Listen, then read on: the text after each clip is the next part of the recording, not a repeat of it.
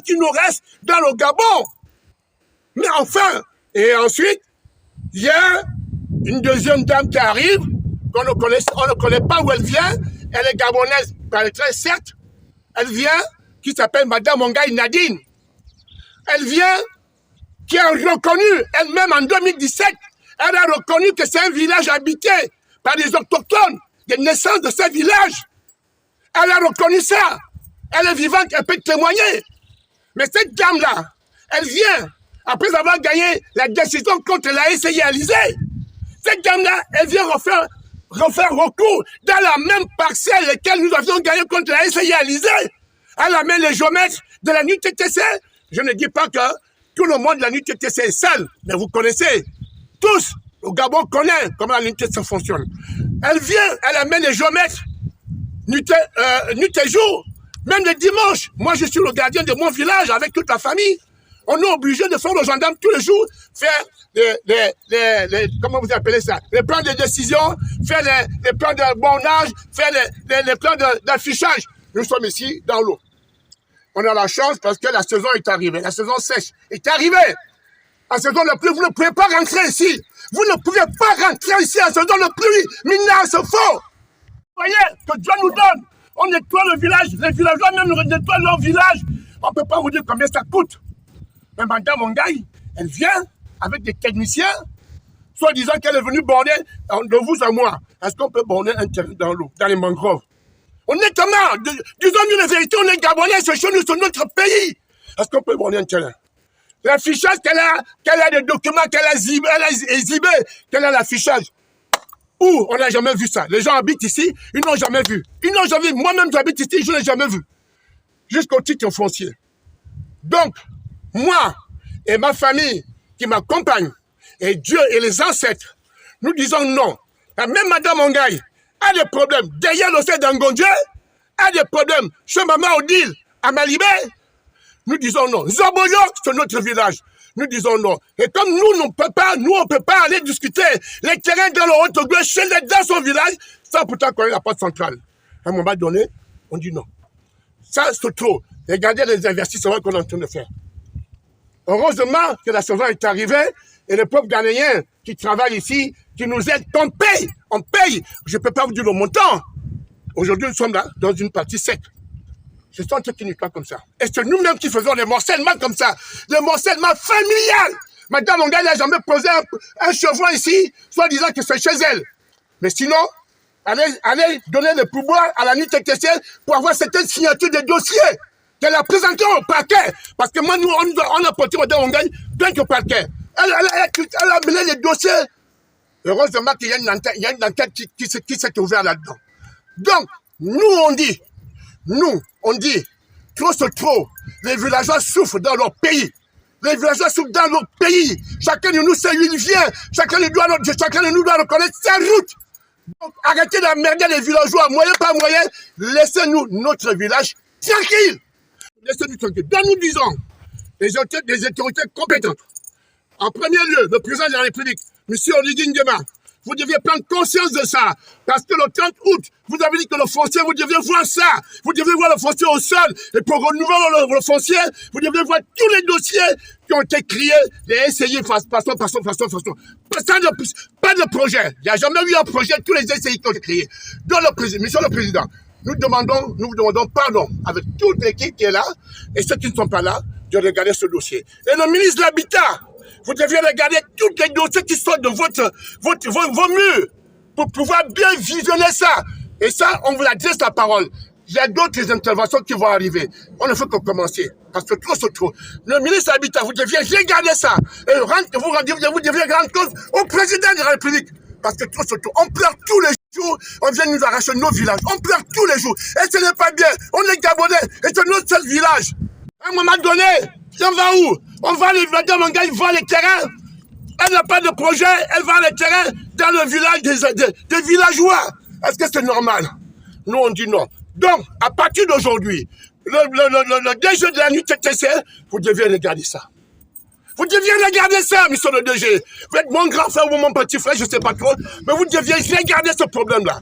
Il y a une enquête qui est ouverte. Je tire l'attention du procureur de la République. Je tiens attention, le procureur de la République, je m'appelle mon gamin Nicolas. Je ne peur de rien parce que je défends le patrimoine de mes ancêtres, avec toute ma famille derrière. Vous devez regarder ça. Donc je dis, trop c'est trop. C'est elle à la fin, mais cette fois-ci, le Gabon, c'est un pays de loi.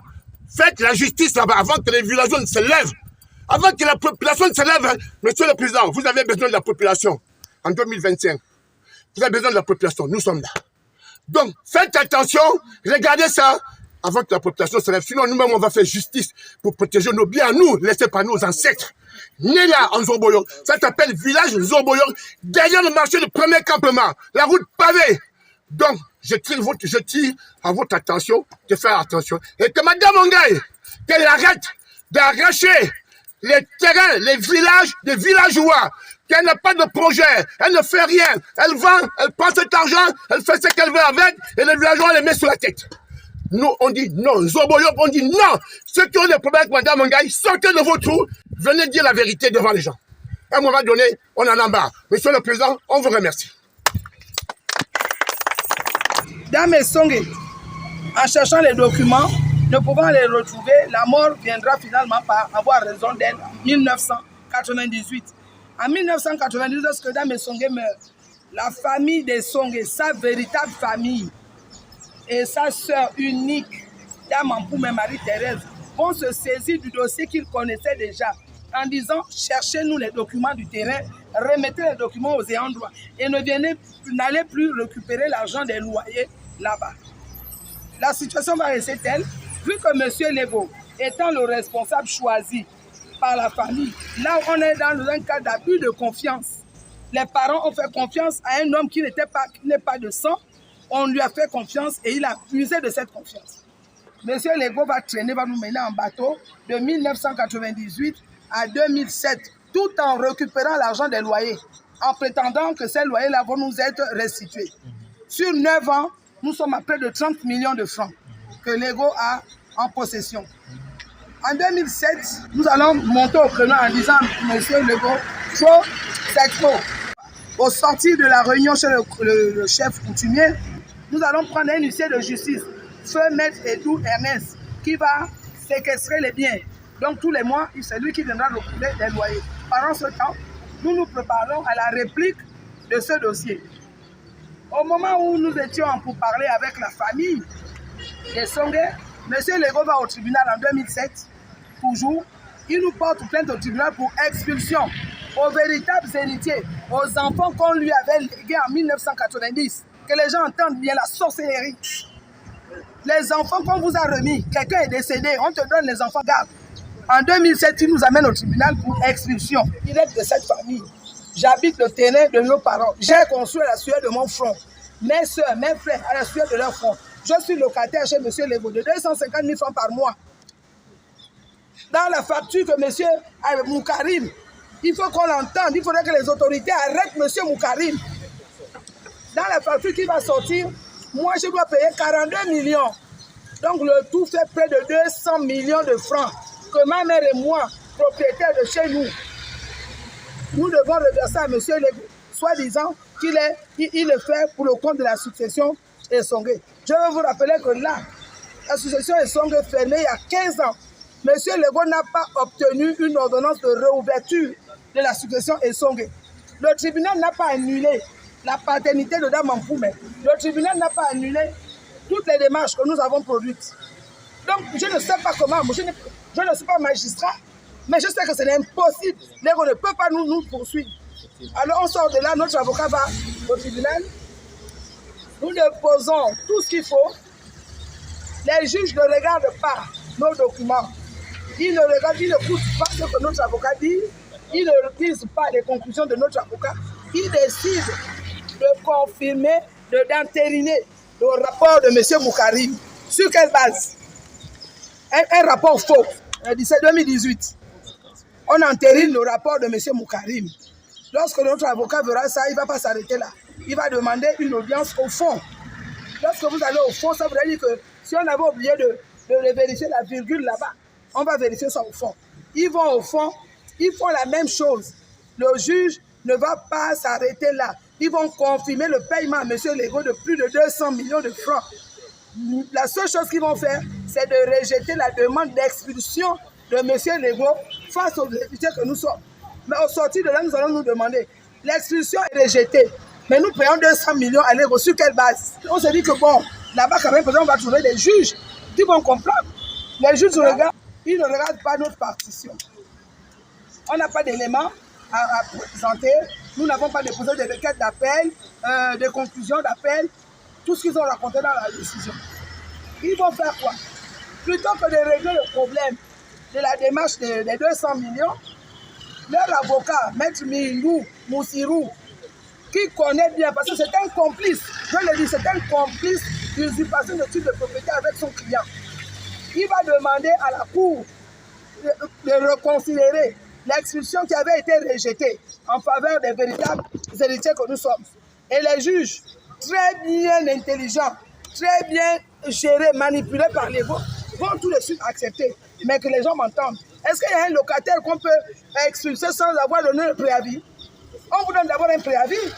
Après, si le préavis, vous n'avez pas respecté, on va arriver jusqu'à la sommation. Après la sommation, on va demander l'expulsion. Mais nous sommes des propriétaires chez nous. Comment un juge, vraiment qui est sorti de l'école de la magistrature, va décider de dire que allez-y m'expulser les gens là? Alors, ce qui n'est pas normal, en sortie de là, ils vont 4 ans après, d'abord en 2022, Monsieur Legault, en 2022, il me fait convoquer au parquet de la République.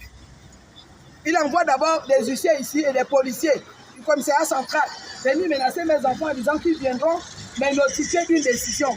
Ça veut dire que M. Legault savait même que la décision de la Cour d'appel lui sera favorable. Effectivement, je sais que de ce fait, tout le monde peut le constater, que dans ce dossier est un dossier vicié. Nous sommes exposés à la belle étoile. Tout ce que nous pouvons faire, nous les descendants de Feu Anguille et Charlotte, c'est d'interpeller les hautes autorités. Nous l'avons toujours fait, nous n'allons pas nous arrêter. Nous avons écrit que les hautes autorités se saisissent de ce dossier et que la situation de la Cour de cassation soit réglée. Mieux que les hautes autorités, notamment le président de la République, chef de l'État, général de brigade jusqu'au Oligui, même si on dit qu'il attend la cassation, mais nous avons demandé la réintégration de nos domiciles. Les prix sont en train d'arriver. Nous avons les enfants qui vont aller à l'école. Pourquoi? En qualité de quoi, monsieur Legault, on va rester dehors? Donc c'est fermé. Si ce n'est pas réglé rapidement, c'est pousser les enfants d'Anguille et Charlotte à aller dans la rue et faire des casses. Gendarmes, parce qu'il faut dire qu'ils avaient amené des gendarmes qui ont tapé sur même mon fils qui est là, enfermé, et ma soeur qui est là quelque part, ce jour-là, le peloton anti-émeute de la brigade de gendarmerie. Donc ils avaient dit qu'ils vont les laisser là. Mais après, ils ont amené des civils qui sont à l'intérieur. Et ces civils-là nous provoquent. Il faut le dire. Il y en a qui nous provoquent. C'est pour nous pousser à bout. Quand on va s'énerver, on va casser, on dira qu'on a fait justice soi-même. Donc, encore une fois, je les interpelle tous. Le ministre de la Justice a été saisi. L'inspecteur des services de la justice a été saisi. Le Haut Conseil de la magistrature a été saisi. Le vice-président a été saisi en sa double casquette.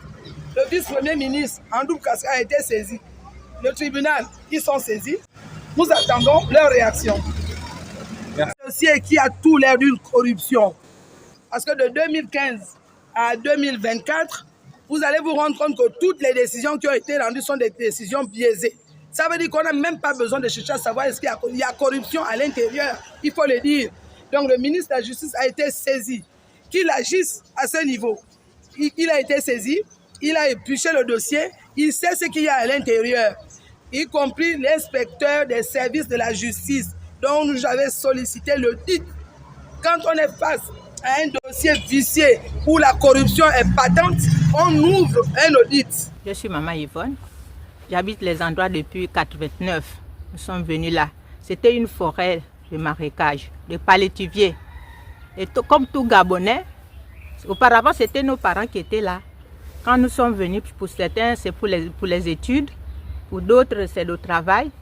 Et on a cherché à se loger, à se placer. Quand on vient ici, c'est une forêt.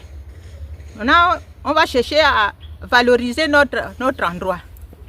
C'est comme ça qu'on écrit au cadastre. Le cadastre nous dit que la place que vous sollicitez n'a pas d'accès officiel. Donc, qu'est-ce qu'il fallait faire? Il fallait d'abord viabiliser. En ce moment, on a commencé à couper la mangrove, les palétuviers. Et petit à petit, nous avons fait des remblais au fur et à mesure des années que nous avons fait. C'est pas en un seul jour, nous n'avons pas de l'argent. Avec nos maigres moyens, nous avons fait, quand on voit un campion de remblais, on prend, on verse. Après, quand la place s'améliore, beaucoup de personnes sont regardants. Et c'est là où commence le problème. La plateforme est déjà formée et les jeux sont regardants. Tout le monde veut solliciter la place. Pendant que nous sommes en train de travailler, pendant que nous sommes en train de remblayer, il y avait des gens qui font des papiers qu'on ne connaît pas. À notre surprise, c'est que pour couper court, je ne comprends pas, monsieur le directeur du cadastre, comment quelqu'un crée une société, la société SCI Dandé, qui crée le 5 février 2013, et il va avoir le titre foncier en 8 jours, le 13 février. Là, on ne comprend pas. En tant que nous qui sommes là, quand on a demandé, puisque pour notre sécurité, l'administration a dit que non, vous devez d'abord remblayer, viabiliser, avant que vous ayez des papiers pour la régularisation de vos parcelles. Comment ça se fait que en 8 oui, jours... je pose la question, mais c'est ça, effectivement, je pose la question. SCI Dandé prend le titre foncier pour positionner Awad de Orca là.